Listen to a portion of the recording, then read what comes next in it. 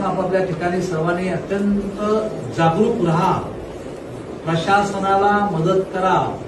प्रशासनाला मदत करायची. माननीय जिल्हाधिकारी, माननीय तहसीलदार, एसडीएम किंवा महापालिका आयुक्त, महापालिकेचे सर्व अधिकारी हे त्या भागामध्ये येतील. त्या भागातल्या सर्व लोकांना आपण सैनिक म्हणून, आपण शिवसैनिक म्हणून या ठिकाणी पूर्ण मदतीला उतरायचं. संकल्प करा 3 दिवसापर्यंत की 3 दिवसामध्ये काही जरी आपत्ती आली तर या आपत्तीमध्ये आम्ही लोकांच्या पाठीमागे या ठिकाणी उभा राहू. काल ही विनंती तुम्हाला मी या ठिकाणी करतो.